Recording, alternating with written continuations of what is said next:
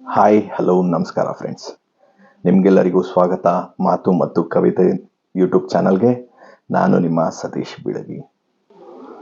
ಹಿಂದಿನ 3 ವಿಡಿಯೋಗಳಿಗೆ ನೀವು ನೀಡಿದಂತಹ ಪ್ರೋತ್ಸಾಹಕ್ಕೆ ಧನ್ಯವಾದಗಳು. ಇವತ್ತು ಮತ್ತೊಂದು ಹೊಸ ವಿಷಯದೊಂದಿಗೆ ನಿಮ್ಮ ಮುಂದೆ ಬಂದಿದ್ದೇನೆ. ಇವತ್ತು ನಾನು ಮಾತಾಡ್ತಿರುವಂಥ ವಿಷಯ ಮೆಚ್ಚಿಸಿ ಬಾಳು. ಕುಟುಂಬದವರನ್ನು, ಹೊರಗಿನವರನ್ನು. ಹೌದು, ಇವತ್ತು ನಾನು ನಿಮ್ಮ ಮುಂದೆ ತಂದಿರುವಂತಹ ವಿಷಯ ಮೆಚ್ಚಿಸಿ ಬಾಳುವುದು. ಕುಟುಂಬದವರನ್ನು ಮೆಚ್ಚಿಸುವುದು ಅಥವಾ ಹೊರಗಿನವರನ್ನು ಮೆಚ್ಚಿಸುವುದು. ನಿಜ ಅಲ್ವೇ? ನಿಮ್ಮಲ್ಲಿಯೂ ಸಹ ಈ ಗೊಂದಲ ಅಥವಾ ಪ್ರಶ್ನೆ ಇದೆ ಅಲ್ವೇ? ಈ ವಿಚಾರದ ಕುರಿತಾಗಿ ನನ್ನ ಆಲೋಚನೆಗೆ ಬಂದಂತಹ ಕೆಲವು ವಿಚಾರಗಳನ್ನು ನಿಮ್ಮ ಮುಂದೆ ಹಂಚಿಕೊಳ್ಳಲು ಬಯಸ್ತೇನೆ. ನನ್ನ ವಿಚಾರಗಳು ಸರಿ ಅನಿಸಿದಲ್ಲಿ ಕಾಮೆಂಟ್ ಮಾಡಿ ತಿಳಿಸಿ. ನನ್ನ ವಿಚಾರಗಳು ತಪ್ಪು ಅನಿಸಿದಲ್ಲಿ ಕಮೆಂಟ್ ಮಾಡಿ ತಿಳಿಸಿ. ನನ್ನ ಇತರ ವಿಡಿಯೋಗಳನ್ನು ನೋಡಲು ಮಾತು ಮತ್ತು ಕವಿತೆ ಚಾನಲನ್ನು ಸಬ್ಸ್ಕ್ರೈಬ್ ಮಾಡಿ ಹಾಗೂ ವಿಡಿಯೋಗಳನ್ನು ಶೇರ್ ಮಾಡಿ. ನಾವೆಲ್ಲರೂ ಚಿಕ್ಕವರಿದ್ದಾಗ ಶಾಲೆಯಲ್ಲಿ ಸಮಾಜ ವಿಷಯವನ್ನು ಓದುವಾಗ ತಿಳಿದುಕೊಂಡಂತಹ ಒಂದು ವಿಷಯ, ಮನುಷ್ಯ ಒಂದು ಸಾಮಾಜಿಕ ಪ್ರಾಣಿ. ಮನುಷ್ಯ ತನ್ನ ಜೀವನವನ್ನು ನಡೆಸಲು ಮತ್ತೊಬ್ಬ ವ್ಯಕ್ತಿ ಅಥವಾ ಹಲವಾರು ಜನರ ಮೇಲೆ ಅವಲಂಬಿತನಾಗಿರುತ್ತಾನೆ. ಹೀಗೆ ಅವಲಂಬಿತನಾಗುತ್ತಾ ತನ್ನ ಬೇಕು ಬೇಡಗಳನ್ನು, ಇಷ್ಟಾರ್ಥಗಳನ್ನು ಈಡೇರಿಸಿಕೊಳ್ಳಲು ಒಂದು ಬಳಗವನ್ನು ಕಟ್ಕೊತಾನೆ. ಅದನ್ನು ನಾವು ಕುಟುಂಬ ಅಂತ ಕರಿತೇವೆ. ಜೀವನದಲ್ಲಿ ನಾವು ಹಿಗ್ಗಲಿ ಕುಗ್ಗಲಿ ಹೆಮ್ಮೆಯಿಂದ ಕಾಣುವವರು, ಸಂತೈಸಿ ಮೇಲೆತ್ತುವವರು ನಮ್ಮ ಕುಟುಂಬದವರು. ನೀವು ಕೇಳಬಹುದು, ನಮ್ಮ ಕುಟುಂಬದವರು ಸಹ ನಮಗೆ ಸಹಾಯಕ್ಕೆ ಬರದೇ ಇರೋ ಸಮಯದಲ್ಲಿ ನಮ್ಮ ಸ್ನೇಹಿತರು ನಮ್ಮ ಸಹಾಯಕ್ಕೆ ಆಗಿದ್ದಾರೆ ಅಂತ. ಸ್ನೇಹಿತರು ಕೂಡ ಕುಟುಂಬವೇ ಅಲ್ವೇ? ಕಷ್ಟದಲ್ಲಿ ಇದ್ದಾಗ ಯಾರು ನಮ್ಮ ಕೈ ಹಿಡಿದು ಜೊತೆಗೆ ನಿಲ್ಲುತ್ತಾರೋ ಅವರೇ ನಮ್ಮ ಕುಟುಂಬ.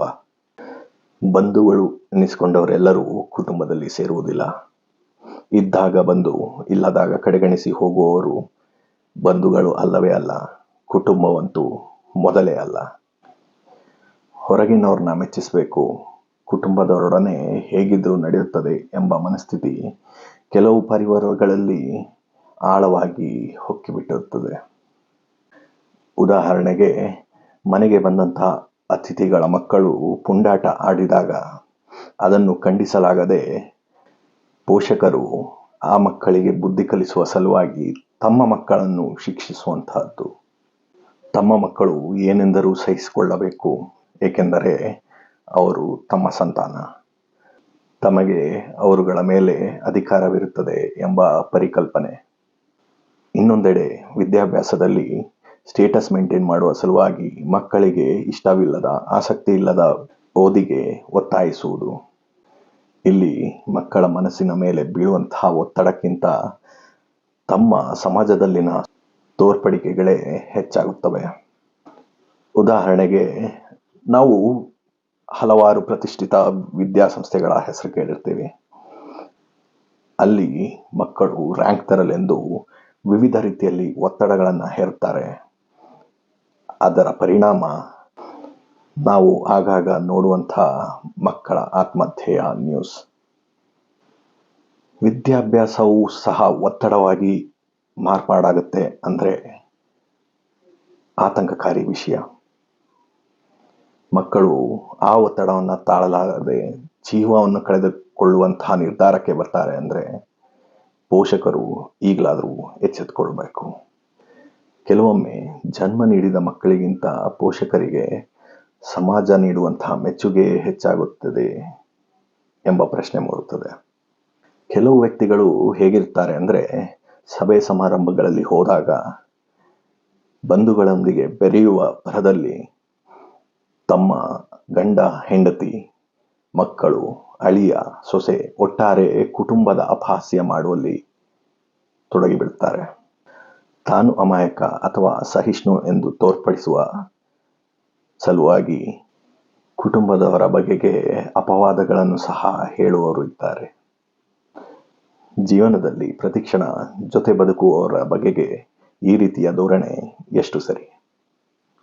ನಮ್ಮಲ್ಲಿ ಹಿಂದಿನಿಂದಲೂ ಇರುವಂತಹ ಒಂದು ಹಳೆಯ ಗಾದೆ, ಮನೆಗೆ ಮಾರಿ ಊರಿಗೆ ಉಪಕಾರಿ.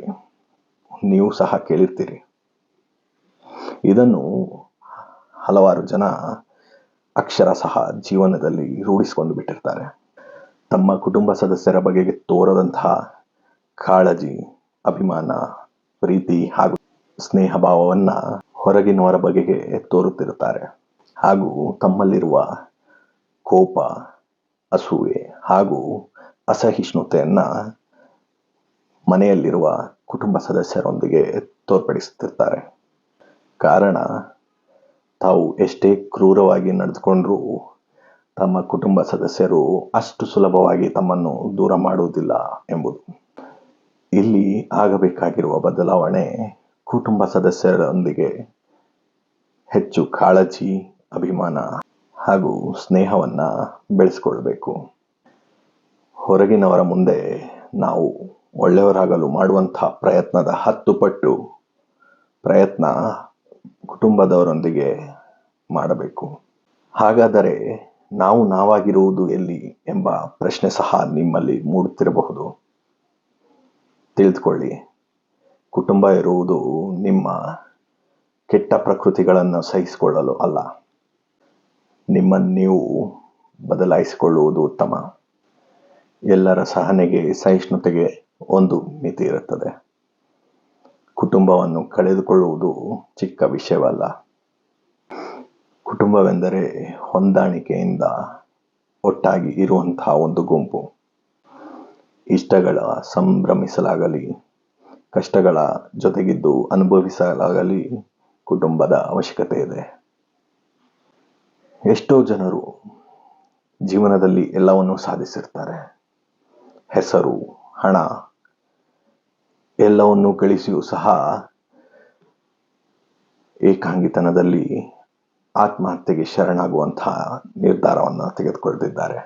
ಹೇಳಿದ್ದನ್ನು ಕೇಳುವ, ಕಷ್ಟಗಳನ್ನು ಆಲಿಸುವ, ಸಲಹೆಗಳನ್ನು ನೀಡುವ, ನೋವುಗಳಿಗೆ ಸ್ಪಂದಿಸುವಂತಹ ಮನಸ್ಸುಗಳು ಸಿಗೋದು ಕುಟುಂಬದಲ್ಲಿ ಮಾತ್ರ. ಎಲ್ಲವನ್ನೂ ಹೊರಗಿನ ಸಮಾಜದಲ್ಲಿ ಹೇಳಿಕೊಳ್ಳಲಾಗದು. ಜನಸಂದಣಿ ಇರುವಂತಹ ದೊಡ್ಡ ದೊಡ್ಡ ಸಿಟಿಗಳಲ್ಲಿ ಇತ್ತೀಚೆಗೆ ಕಡಿಮೆಯಾದಂತೆ ಅನಿಸುತ್ತಿರುವ ಚಿಕ್ಕ ಊರುಗಳಲ್ಲಿ ಅಥವಾ ಹಳ್ಳಿಗಳಲ್ಲಿ ಈಗಲೂ ಸಹ ಬದುಕಲು ಮೊದಲು ಪರಿಗಣಿಸುವಂತಹ ಅಂಶ 4 ಜನ ಏನಂತಾರೋ. ಉಡುಗೆ ತೊಡುಗೆ, ಆಟ ಪಾಠ, ನಗು ಅಳು, ಏಳು ಬೀಳು, ಸಾವು ನೋವು, ಸುಖ ದುಃಖ, ಸಂಭ್ರಮ, ಕಡೆಗೆ ತಿನ್ನುವ ಊಟವೂ ಸಹ. ಹೀಗೆ ಎಲ್ಲದಕ್ಕೂ ಒಂದು ಮಾಪನ 4 ಜನ ಏನಂತಾರೋ. ಆ 4 ಜನ ಮೆಚ್ಚಿದರನೆ ಬಾಳು ಅನ್ನುವಂತಹ ಮನಸ್ಥಿತಿ ಹಾಗೂ ಆ ಮೆಚ್ಚಿಸುವ ಪ್ರಯತ್ನದಲ್ಲಿ ತಮ್ಮೊಳಗೆ ತಾವೇ ಹೆಚ್ಚಿಸಿಕೊಳ್ಳುತ್ತಿರುವಂತಹ ಒತ್ತಡ. ಒಂದು ಕ್ಷಣ ಆಲೋಚಿಸಿ, ಆಧುನಿಕ ಸಮಾಜದ ಎಲ್ಲ ಕಾಯಿಲೆಗಳಿಗೂ ಸಹ ಈ 4 ಜನರ ಅಭಿಪ್ರಾಯವೇ ಕಾರಣ ಅಂತ ಅನ್ನಿಸೋದಿಲ್ವಾ? ಆ 4 ಜನರ ಅಭಿಪ್ರಾಯಗಳು ನಮ್ಮ ಮನಸ್ಸನ್ನ ಹೇಗೆ ಆವರಿಸಿಕೊಂಡಿದೆ, ಬಂದಿಯಾಗಿಸಿದೆ ಅಂದರೆ, ನಮ್ಮ ಮನೆಯ ಹೆಣ್ಣುಮಕ್ಕಳು ಹೇಗಿರಬೇಕು, ಹೇಗೆ ಇರಬಾರ್ದು, ಏನು ಮಾತಾಡಬೇಕು, ಏನು ಮಾತಾಡಬಾರ್ದು, ಏನನ್ನ ಧರಿಸಬೇಕು, ಏನನ್ನ ಧರಿಸಬಾರ್ದು ಅನ್ನೋದನ್ನು ಸಹ ಅವರ ಅಭಿಪ್ರಾಯಕ್ಕನುಸಾರವಾಗಿ ನಿರ್ಧರಿಸಲಾಗುತ್ತದೆ. ಇಲ್ಲಿ ವ್ಯಂಗ್ಯಕರ ವಿಚಾರ ಏನು ಗೊತ್ತಾ? ಆ 4 ಜನ ಸಹ ತಮ್ಮ ನಡುಮನೆಯನ್ನ ಹೊಲಸು ಮಾಡಿಯೇ ಊರವರಿಗೆ ಬುದ್ಧಿ ಹೇಳ್ತಾ ತಿರುಗಾಡ್ತಿರ್ತಾರೆ.